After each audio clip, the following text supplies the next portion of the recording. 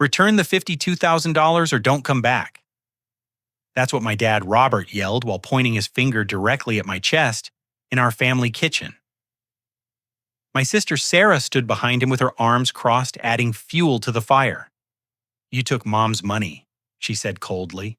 "We all know it was you." The accusation hung in the air like smoke from a house fire. I reached into my jacket pocket and slowly pulled out a thick stack of bank teller slips, placing them one by one on the granite countertop. As each slip hit the surface, I watched their faces drain of color until they were completely pale. You want to know about Mom's money? Let me show you exactly where every single penny went. 3 months earlier, life looked completely different for our family. I remember the exact moment everything changed.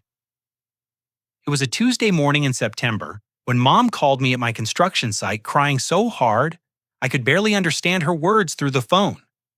The doctor had just delivered news that would reshape our entire world. Early onset Alzheimer's disease at 58 years old.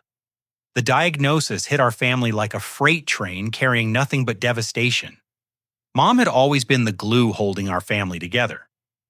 Linda Anderson was the type of woman who remembered everyone's birthday, kept photo albums perfectly organized, and could cook a Thanksgiving dinner for 20 people without breaking a sweat. She worked as a librarian for 30 years, helping countless students with their research projects and reading programs. The idea of her brilliant mind slowly fading away felt impossible to accept. Dad took the news harder than anyone expected. Robert had always been Mom's biggest supporter, the steady rock of our household, who fixed everything from leaky faucets to broken hearts. But this was something his tools couldn't repair. Within weeks of the diagnosis, I noticed the stress lines deepening around his eyes and the way his shoulders seemed to carry invisible weight. The medical bills started arriving like an avalanche. Specialist appointments, brain scans, memory care consultations, and medication costs that insurance only partially covered. Dad tried to hide the financial strain, but I could see the stack of medical bills growing taller on his desk each week. He had always been proud, never asking for help from anyone, especially not from his children. That's when I made a decision that would change everything.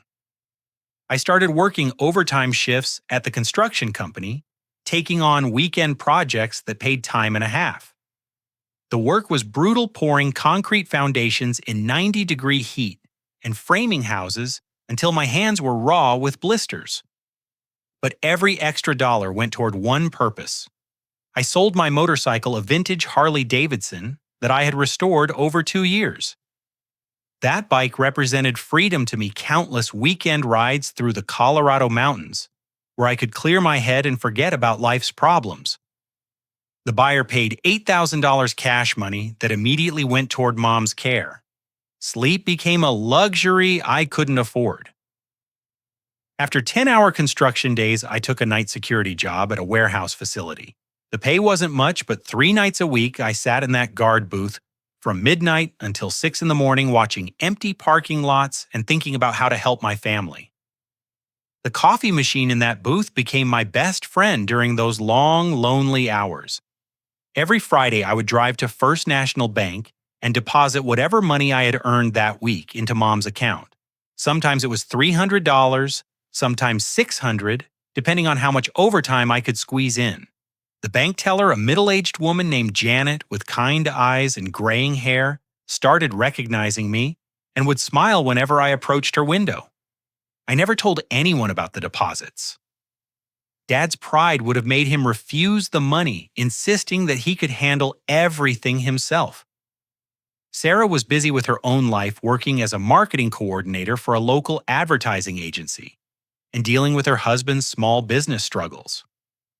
I figured it was better to help quietly, letting Dad think that Mom's savings account was somehow stretching further than expected. The memory care facility we found for Mom was expensive, but worth every penny. Sunrise Manor specialized in Alzheimer's care with trained staff who understood how to work with patients experiencing cognitive decline. The building had beautiful gardens where residents could walk safely, activity rooms designed to stimulate memory, and a dining hall that felt more like a family restaurant than an institutional cafeteria. Mom seemed to find peace there. During my weekly visits, I would see her participating in art therapy sessions, painting watercolor landscapes that reminded her of places she had traveled with Dad. Sometimes she remembered my name perfectly, other times she would look at me with confusion before her face would light up with recognition. Those moments of clarity became precious gifts that I treasured. But something was wrong. Despite my weekly deposits, despite Dad's careful budgeting, despite the insurance payments, Mom's account balance kept dropping faster than it should have. I started paying closer attention to the bank statements, trying to understand where the money was going. The care facility costs were predictable, the medication expenses were documented, but there seemed to be other withdrawals that didn't make sense. That's when I discovered the first real clue that something wasn't right. During one of my deposit visits, Janet mentioned that she had seen other family members making transactions on Mom's account. When I asked for details, she hesitated before explaining that banking privacy rules prevented her from sharing specific information, but she could confirm that multiple people had access to the account. I felt my stomach drop. I was the only one who was supposed to have deposit privileges, and Dad had the main account access for paying bills. Who else could possibly be making withdrawals? The question haunted me through sleepless nights as I tried to piece together what was happening to the money I was sacrificing everything to provide. The investigation that followed would reveal a betrayal so deep and calculated that it would shake the foundation of everything I believed about my family. But at that moment, standing in the bank lobby with deposit slip number 47 in my hand, I had no idea that the people I loved most were about to become my greatest enemies. The following Tuesday, I made a decision that would crack open the truth about what was happening to Mom's money. Instead of my usual deposit routine, I approached Janet's teller window with a different request. I needed to see the complete transaction history for Mom's account over the past 6 months. Janet looked uncomfortable as she pulled up the records on her computer screen. Bank policy required certain permissions for detailed account information. But since I had been making regular deposits and was listed as an authorized user, she could provide a summary. What she showed me made my blood run cold. The pattern was impossible to ignore.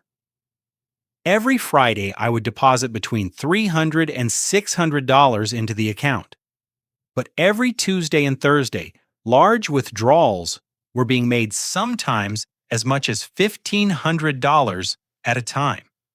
The timing was deliberate and calculated, always occurring on days when I was at work and Dad was at his insurance office. I asked Janet to print the complete transaction history, which came out to 12 pages of deposits and withdrawals. Taking the documents to a nearby coffee shop, I spread them across a corner table and began analyzing the pattern. My deposits were clearly marked with teller stamps and my signature. But the withdrawals had different authorization codes, indicating they were being made by someone with power of attorney privileges. The coffee grew cold as I traced each transaction with my finger. Over 6 months, someone had withdrawn nearly $38,000 from Mom's account, while I was secretly depositing my hard-earned money to keep her care funded. The math was devastating.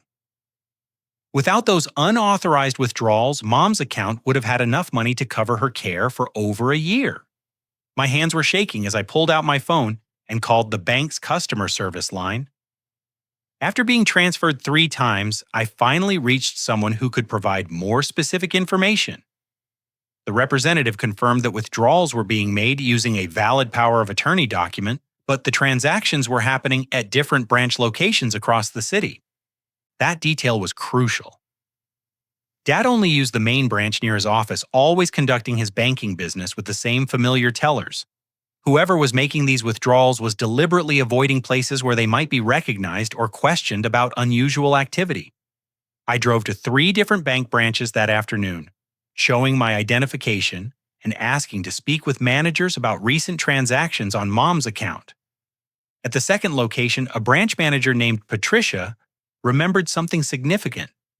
She recalled a young woman who had been making regular large withdrawals using power of attorney documentation, always seeming nervous and rushing through the transactions.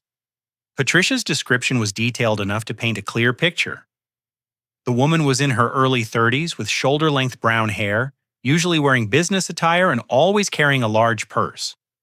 She typically arrived during lunch hours, when the bank was busiest making her transactions quickly before disappearing back into the crowd. The description matched my sister Sarah perfectly. My heart felt like it was being crushed in a vice as the pieces fell into place. Sarah had power of attorney privileges because Dad had established them when Mom's diagnosis was confirmed, ensuring that family members could handle her affairs if needed. But those privileges were supposed to be used for Mom's benefit, not for personal financial gain. I needed visual confirmation before making any accusations. Patricia agreed to review security footage from recent weeks, fast-forwarding through hours of banking activity until she found what we were looking for. There, on the grainy, black and white screen, was unmistakable proof. Sarah stood at a teller window sliding paperwork across the counter and receiving a thick envelope of cash. The timestamp showed Tuesday, October 15th at 1:23 in the afternoon. The withdrawal amount was exactly $1,800 money that had been destined for Mom's specialized care. But the security footage revealed something even more disturbing. Sarah wasn't alone. Standing near the bank entrance, clearly watching her transaction, was someone I hadn't expected to see. A man in a dark jacket was monitoring the entire withdrawal, occasionally checking his watch and scanning the bank lobby like a lookout. The man was someone Sarah knew well, someone who had been spending a lot of time at family gatherings recently. His name was Marcus Webb, and he had been dating Sarah for about 8 months. Marcus worked in finance for a tech startup and always seemed to have expensive tastes, driving a luxury car and wearing designer clothes that seemed beyond his apparent means. Patricia printed several frames from the security footage showing Sarah making the withdrawal, while Marcus kept watch. The images were clear enough to serve as evidence documenting not just the theft, but also the coordination between multiple people. As I sat in my truck outside the bank, staring at the printed security photos, the full scope of the betrayal became clear. This wasn't just about money. This was a carefully planned operation involving my sister and her boyfriend using our mother's illness as an opportunity for personal profit.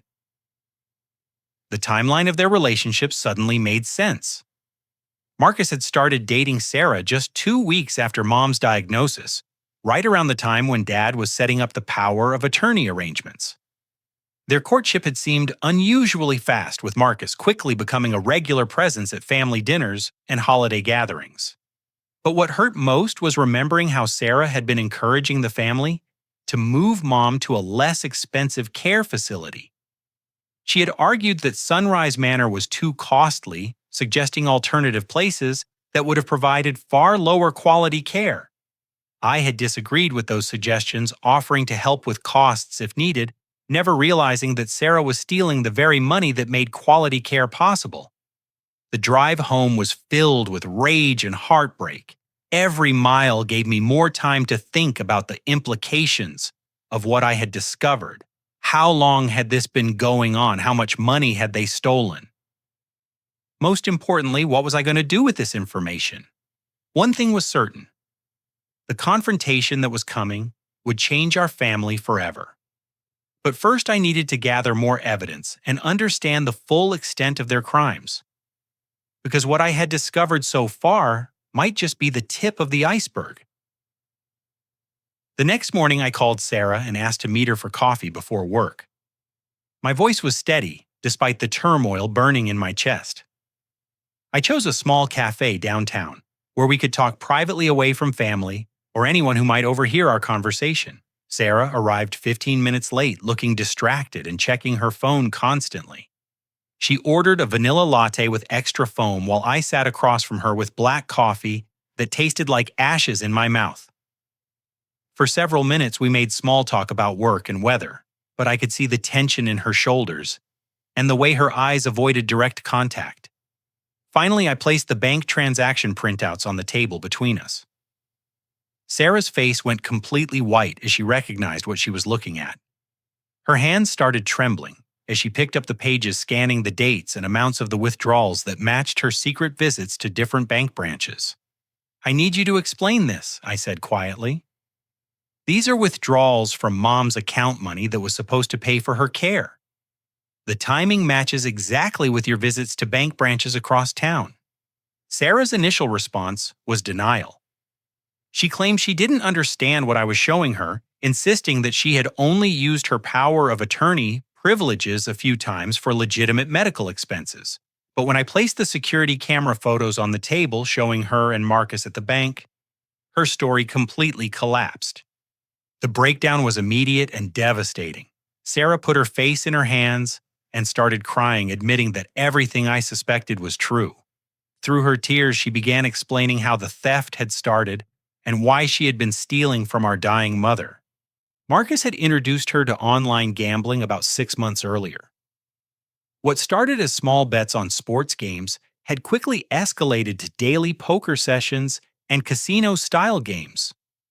Sarah had lost her initial investments within weeks, then had begun using credit cards to fund bigger bets, convinced that one major win would solve all her problems.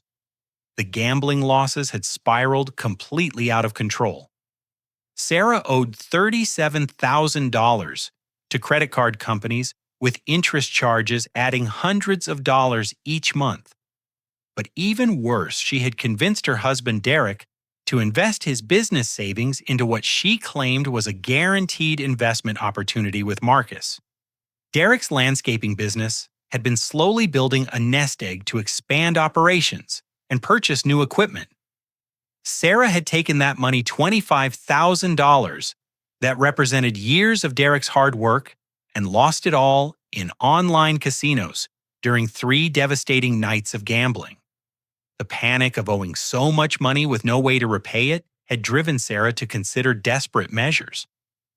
That's when Marcus suggested using her power of attorney access to Mom's account as a temporary solution. They convinced themselves it was borrowing, not stealing, planning to repay everything once Sarah's gambling luck turned around. But the borrowing had become a cycle of deeper theft. Every withdrawal was supposed to be the last one, but gambling losses kept mounting, and the pressure to repay Derek was becoming unbearable. Sarah had been taking larger amounts more frequently, hoping to win enough to cover everything and return Mom's money before anyone noticed. The conversation took an even darker turn when I asked how she planned to explain the missing money to our family. Sarah's answer revealed a level of betrayal that I hadn't anticipated. She had been systematically setting me up to take the blame for the missing funds. Over the past month, Sarah had been making subtle comments to Dad about my frequent bank visits and my knowledge of Mom's account details. She had suggested that my recent financial struggles, which she knew about because of my extra jobs, might tempt me to make poor decisions. Sarah had even prepared a story about catching me making unauthorized withdrawals, planning to present it as reluctant evidence if the missing money was ever discovered. She had calculated that Dad would be more likely to believe her over me, especially since I had been the one insisting on expensive care for Mom. But the most shocking revelation was yet to come. When I demanded that she stop the theft immediately and find a way to return the money, Sarah's desperation turned into something much darker. She leaned forward across the table, lowering her voice to a whisper, and delivered a threat that made my blood freeze. If I exposed her theft or tried to tell our parents the truth, she would claim that I had sexually assaulted her when we were teenagers. The accusation would be completely fabricated, but Sarah knew that such claims would destroy my reputation and relationships regardless of the truth. She had thought through the details, planning to say that I had threatened her into silence for years and that she was only speaking up now because the family needed to know who I really was. Sarah explained her twisted logic with chilling calmness. Our parents would be forced to choose between believing their son was a thief or believing their daughter was a sexual assault victim. She was confident that sympathy would fall on her side, especially if she presented the revelation as painful truth she had been hiding to protect the family. The cafe suddenly felt too small and too quiet. I could hear every conversation around us, every clink of coffee cups and rustle of newspapers, while my sister sat across from me, threatening to destroy my life to cover her crimes. This was the same person who had shared birthday parties and Christmas mornings with me, who had called me for help when her car broke down or when she needed advice about relationships. I stood up from the table without saying another word, leaving the bank statements and security photos in front of her. Sarah called my name as I walked toward the exit, but I didn't turn around. Everything I thought I knew about my family had been shattered in the span of one coffee meeting. Driving home, I realized that Sarah's threat was just the beginning of what I was up against. If she was willing to make false accusations to protect herself, there was no limit to how far she might go to avoid consequences for her actions. I needed to be smarter, more careful, and more prepared than I had ever been before. The war for my family's future was about to begin, and I was fighting against people who were willing to destroy everything to save themselves. But I had one advantage they didn't know about. I had been documenting everything, and I was going to make sure the truth came out no matter what lies they were prepared to tell. That evening, I made a decision that would either save my family or completely destroy what was left of our relationships. I was going to document everything, building an ironclad case that would prove the truth regardless of what accusations Sarah might make against me. My first step was purchasing a small digital recorder from an electronics store downtown. The device was tiny enough to fit in my shirt pocket and sensitive enough to capture clear audio from across a room. I also bought a hidden camera that looked like a regular pen capable of recording video for up to 4 hours at a time. I knew that secretly recording family members felt like a violation of trust. But Sarah had already crossed every moral line by stealing from our sick mother and threatening to destroy my reputation with false accusations. Protecting myself and Mom required evidence that couldn't be disputed or twisted. The next morning, I called Sarah and asked to meet again, this time at the same coffee shop where she had made her threats.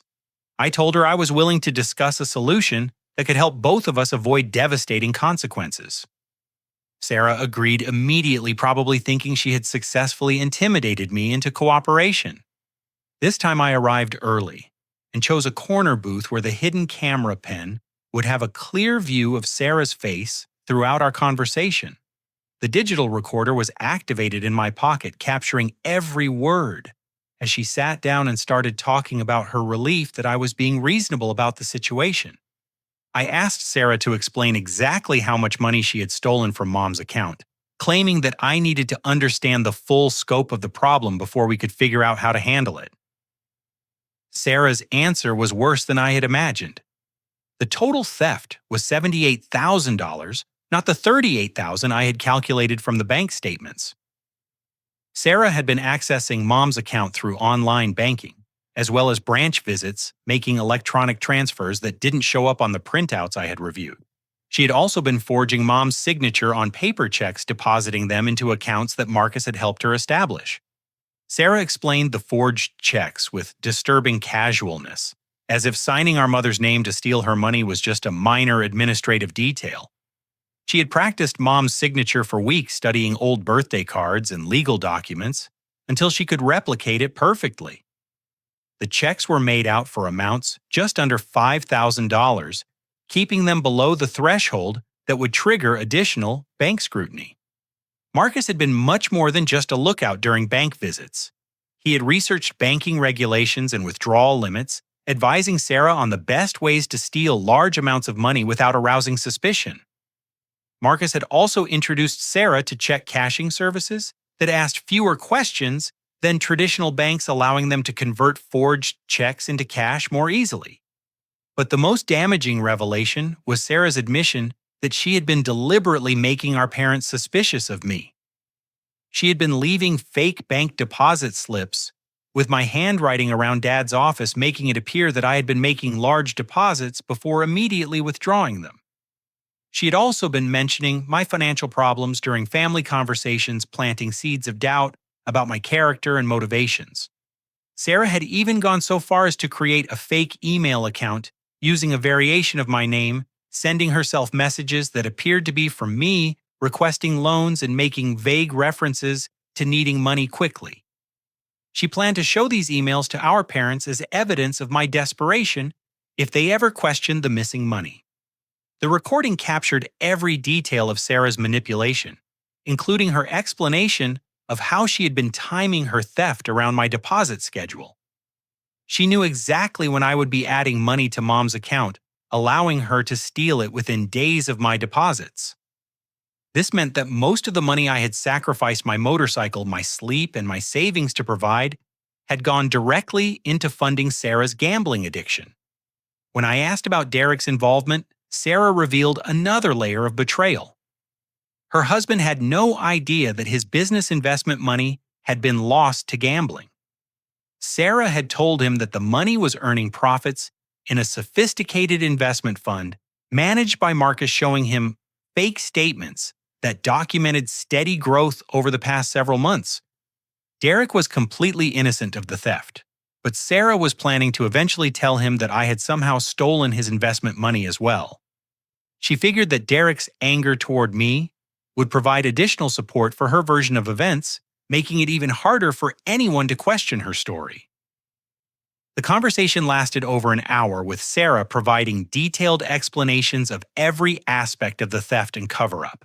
She seemed almost relieved to finally tell someone the complete truth, not realizing that every word was being permanently recorded. But the most chilling moment came when I asked Sarah what she planned to do if the gambling addiction continued. Her answer revealed that she had no intention of stopping the theft, even if it meant completely draining Mom's account and leaving her without funds for medical care. Sarah explained that she was convinced her gambling luck would eventually turn around, allowing her to win back everything she had lost and repay Mom's account with interest. Until that happened, she planned to continue stealing whatever money was needed to keep making minimum payments on her debts and fund continued gambling. She had even calculated that Mom's Alzheimer's progression might work in their favor. As Mom's condition deteriorated, there would be fewer questions about financial discrepancies and less chance that she would notice missing money or forged signatures. The recording device captured Sarah's cold analysis of how to exploit our mother's illness for personal gain words that would later serve as undeniable proof of her complete lack of remorse or empathy. As our meeting ended, I realized I had documented everything needed to expose the truth. But I also knew that Sarah would never confess voluntarily, and confronting her without a carefully planned strategy would only give her time to destroy evidence or create additional false accusations. That night, I began planning the confrontation that would reveal everything to our family. But first, I needed to uncover one final piece of the puzzle. I suspected that Dad might know more about the situation than he had been letting on, and I was about to discover that the betrayal went even deeper than I had imagined. The breakthrough I needed came from an unexpected source. Janet, the bank teller who had been processing my weekly deposits, called me at work on a Friday afternoon. She explained that she wasn't supposed to share the information, but her conscience was bothering her about something she had observed. During recent conversations with Dad about Mom's account, he had asked specific questions about withdrawal patterns and timing that suggested he knew more about the unauthorized transactions than he had been admitting. Janet had been banking for over 20 years and recognized the signs of someone trying to gather information while pretending to be surprised by financial discrepancies. The phone call confirmed my worst suspicions. Dad wasn't an innocent victim of Sarah's theft. He had been aware that money was missing from Mom's account and had been investigating the withdrawals on his own. But instead of confronting Sarah or contacting bank security, he had been trying to find a way to blame me for the missing funds. That evening, I made another recorded phone call to Dad, asking him directly about his concerns regarding Mom's finances. His response was careful and calculated, designed to gather information about my knowledge of the account activity without revealing his own suspicions. Dad asked me several leading questions about my recent bank visits and whether I'd noticed anything unusual about Mom's account balances. He also mentioned that he had been considering restricting access to the account, limiting it to only essential withdrawals for medical expenses. The conversation revealed that Dad had been building a case against me for weeks, probably working with Sarah to construct a narrative that would explain the missing money while protecting his daughter from criminal charges. His questions were clearly designed to get me to incriminate myself or provide information that could be used against me later. But the most damaging evidence came when Dad made a slip during our phone conversation. He mentioned specific withdrawal amounts and dates that he couldn't have known unless he had been tracking Sarah's theft in detail. When I pressed him for clarification, he tried to backtrack, claiming he was confused about the dates. The recording captured Dad's knowledge of information that proved he had been monitoring Sarah's criminal activity while allowing me to continue making deposits that she could steal. He had been letting me sacrifice my financial future to fund theft that he was aware of and could have stopped at any time. Armed with recordings of both Sarah and Dad, I began planning the confrontation that would force them to face the truth in front of our entire family. But I needed to be strategic about the timing and setting to ensure that they couldn't escape or deny the evidence. I decided to schedule a family dinner at Mom's house for the following Sunday, suggesting that we needed to discuss Mom's care plans and financial arrangements. Both Sarah and Dad agreed enthusiastically, probably thinking this would be an opportunity to finally accuse me of the theft they had been planning to pin on me. On Saturday, I made one final visit to the bank to gather additional documentation. Janet helped me print complete transaction records for the past year, showing every deposit I had made and every withdrawal that Sarah had stolen. The papers filled a thick manila folder that would serve as undeniable proof of the pattern of theft. I also visited a copy center to make multiple sets of the security camera photos showing Sarah and Marcus at various bank branches. Each photo was clearly dated and time-stamped, providing visual evidence that corroborated the bank transaction records. That evening, I spent hours organizing the evidence into a presentation that would clearly demonstrate the timeline of theft and deception. I had recordings of confessions from both Sarah and Dad bank records, showing the stolen money security photos documenting the crimes and examples of the forged documents Sarah had been using. But I also prepared for the nuclear option. If Sarah followed through on her threat to make false accusations against me, I had evidence that would prove her history of deception and manipulation. The recordings included her detailed explanations of how she had been setting me up to take blame for her crimes, which would completely destroy the credibility of any accusations she might make. On Sunday morning, I called Derek and asked him to attend the family dinner. I told him that we would be discussing some financial issues that might affect his landscaping business investment without revealing the specific details. Derek agreed to come, having no idea that he was about to learn that his business savings had been stolen and gambled away. I also made arrangements for Mom to be brought home from Sunrise Manor for the dinner. The care facility staff agreed to have her visit for the afternoon, though they warned that family stress could be difficult for someone in her condition.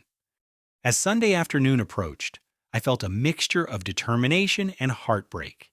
The confrontation would either restore justice to our family or completely destroy our relationships forever.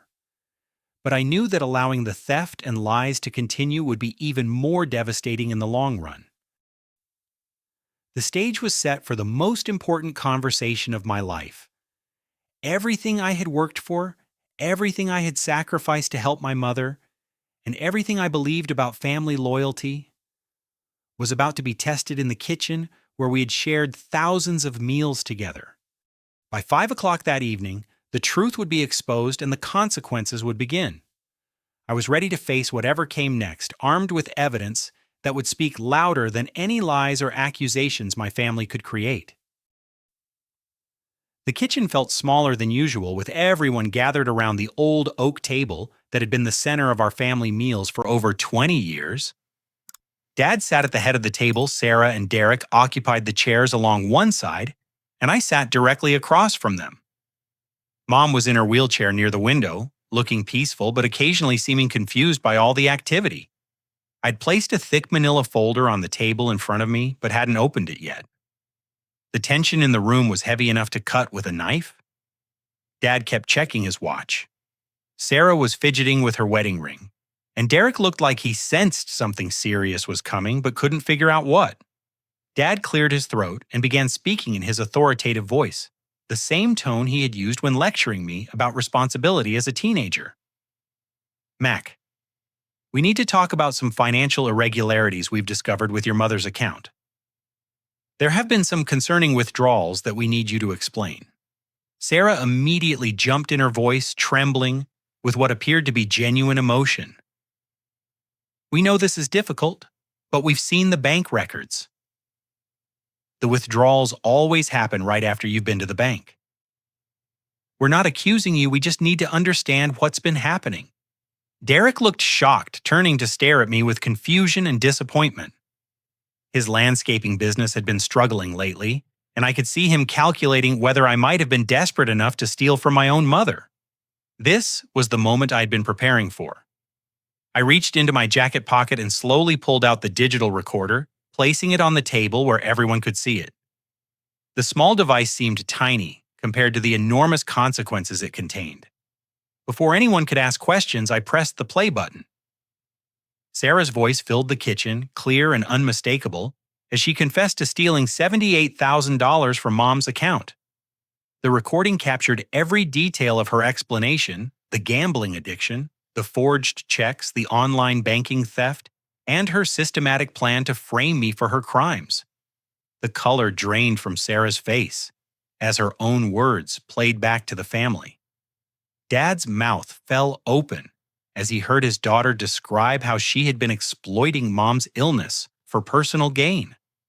Derek's hands started shaking as Sarah's voice explained how she had stolen his business investment money and lost it all in online casinos. But the recording that followed was even more devastating. Dad's voice came through the speaker, revealing his knowledge of specific withdrawal amounts and dates, proving that he had been aware of Sarah's theft while allowing it to continue. The conversation captured him trying to manipulate me into confessing to crimes I hadn't committed. Sarah tried to interrupt the playback, reaching for the recorder while claiming that the conversations had been taken out of context. But I had anticipated this reaction. I opened the manila folder and began spreading bank documents across the table, showing the pattern of theft with mathematical precision.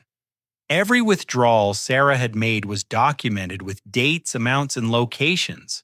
The security camera photos showed her at different bank branches, often accompanied by Marcus, making transactions that corresponded exactly with the missing money. The evidence was overwhelming and impossible to deny. Derek's face went white as he realized that his business savings were gone. $25,000 that represented years of hard work and careful planning had been gambled away, while Sarah showed him fake investment statements promising steady returns. His voice was barely a whisper when he asked how long she had been lying to him. Dad tried to maintain control of the situation, arguing that family problems should be handled privately without involving outside authorities. He suggested that Sarah could enter treatment for her gambling addiction while working to repay the stolen money over time. But I wasn't finished presenting evidence. I pulled out copies of the forged checks Sarah had written using Mom's signature, along with documentation of the fake email account she had created to make me appear desperate for money. Each piece of evidence painted a clearer picture of the calculated deception that had been targeting me for months. Sarah's composure completely collapsed as the extent of her exposure became clear.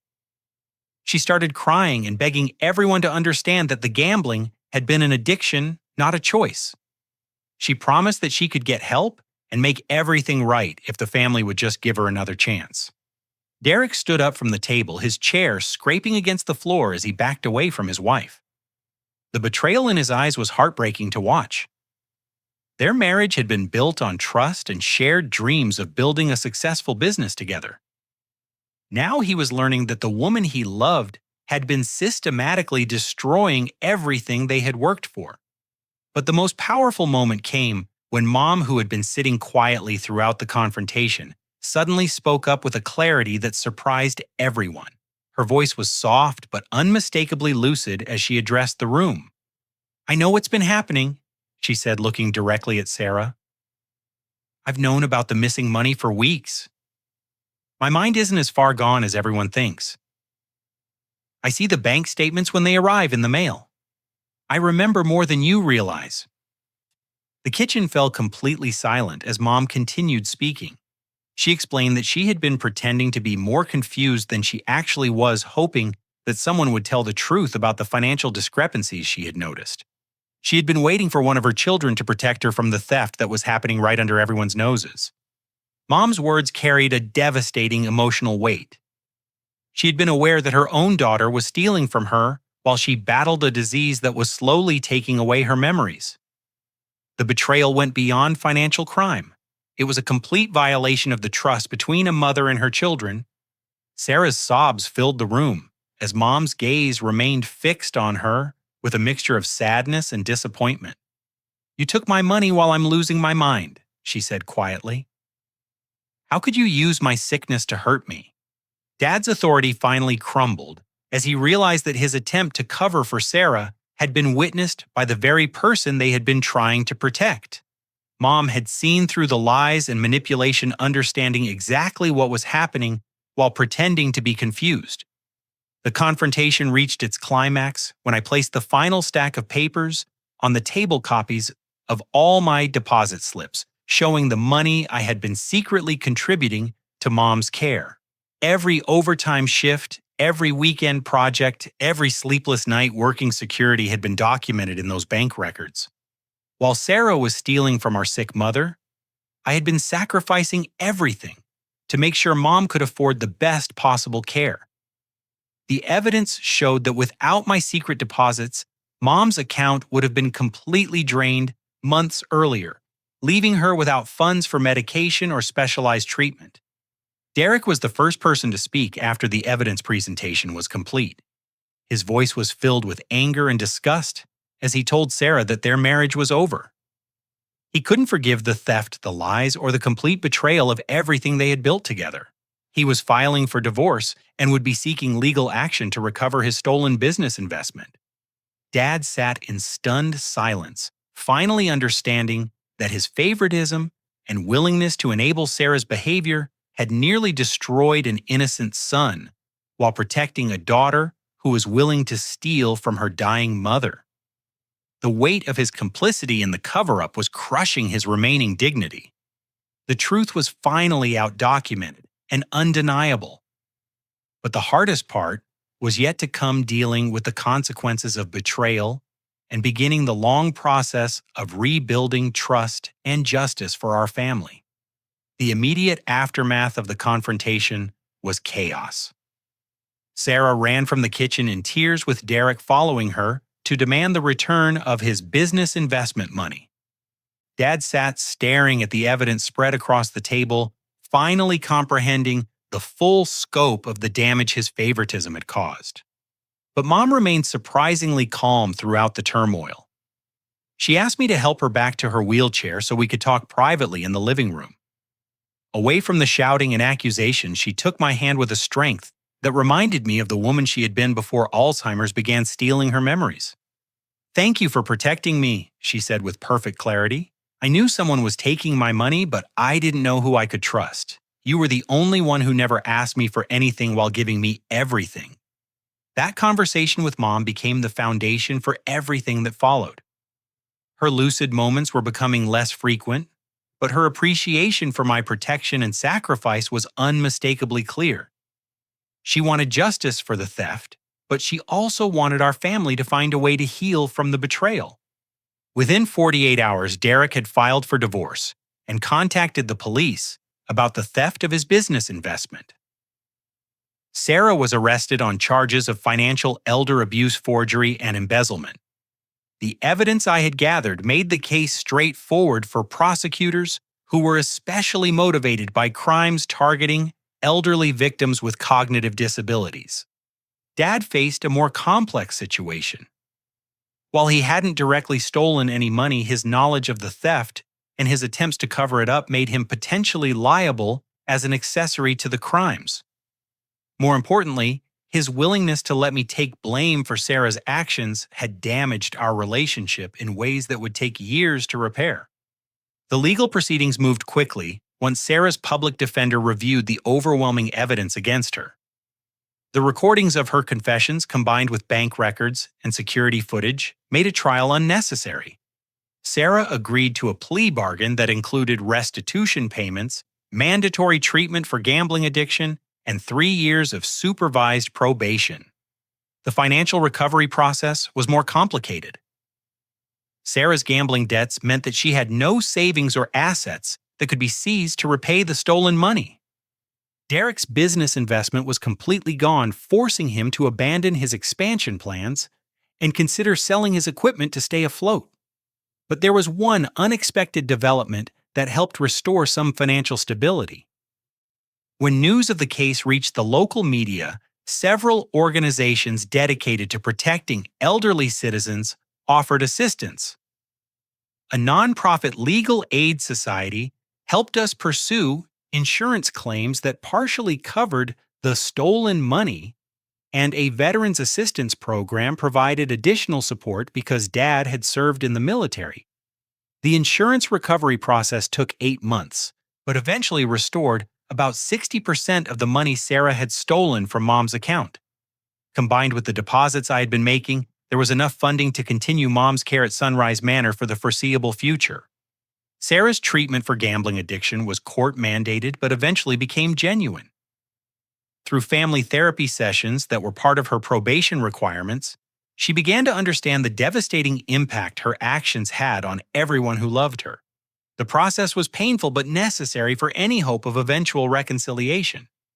Derek's divorce proceedings were finalized within a year. He was awarded full ownership of the landscaping business, though rebuilding his financial foundation would take several years. We developed an unexpected friendship during the legal proceedings, bonded by our shared experience of being betrayed by someone we had trusted completely. Dad's transformation was the most difficult to watch, but also the most necessary. Confronting his role in enabling Sarah's criminal behavior forced him to examine decades of favoritism and poor judgment. He enrolled in family counseling and began the slow process of rebuilding relationships based on honesty rather than protecting his preferred child. The most meaningful change was in my relationship with Mom. Her good days became precious opportunities for real conversations about life, family, and forgiveness. She often forgot the details of Sarah's theft, but she never forgot her gratitude for my protection and sacrifice. During one of our afternoon visits at Sunrise Manor, Mom gave me advice that would guide the rest of my life. Sometimes the people who hurt us most are the ones we love most, she said while we looked at photo albums together. But standing up for what's right, even when it hurts, is the only way to honor the people who truly deserve our protection. 2 years later, Sarah completed her probation and had maintained her sobriety from gambling for 18 months. Our first family dinner together since the confrontation was awkward but hopeful. She had gotten a job as a bookkeeper for a small nonprofit organization, work that required bonding and background checks, but allowed her to use her financial skills in positive ways. The conversation around that dinner table was different from our family gatherings in the past. There was less assumption that everything was fine, and more honest discussion about problems and concerns. Sarah's addiction would always be something she needed to manage, but the family had learned to address issues directly rather than enabling destructive behavior. Derek eventually remarried and rebuilt his landscaping business into one of the most successful operations in the county. He invited me to his wedding, crediting our friendship during the legal proceedings with helping him learn to trust people again after such devastating betrayal. Mom's condition continued to deteriorate gradually, but the quality care at Sunrise Manor helped maintain her dignity and comfort. She passed away peacefully 4 years after the confrontation, surrounded by family members who had learned to value honesty and protection over enabling and favoritism. The insurance money and my continued contributions had provided her with excellent care until the end, ensuring that she never lacked for anything during her final years.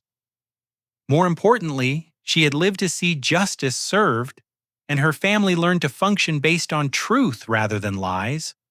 Today, my relationship with Dad is stronger than it has ever been, built on mutual respect and honest communication rather than unexamined assumptions.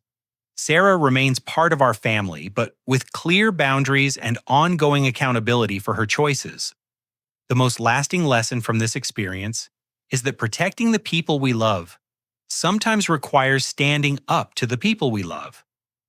Enabling destructive behavior, even when it comes from family members, ultimately serves no one and can cause devastating harm to innocent people. True family loyalty means having the courage to confront problems directly, even when the consequences are painful. The easy path of avoiding conflict and hoping problems will resolve themselves often leads to much greater suffering for everyone involved. When someone you trust betrays that trust, especially when vulnerable people are being hurt, the moral choice is clear even when the emotional choice is difficult. Justice and protection must take priority over comfort and false peace. Has your family ever faced a situation where loyalty and honesty came into conflict? How do you balance protecting family members with holding them accountable for their actions? I'd love to hear your thoughts in the comments below. If this story resonated with you, please hit the like button to help others find it. Consider subscribing for more stories about family challenges and personal growth, and share this with anyone who might benefit from hearing about the importance of standing up for what's right. Thank you for listening to this story, and remember that sometimes the most loving thing you can do for someone is to refuse to enable their destructive choices. Take care of yourselves and the people who depend on your protection.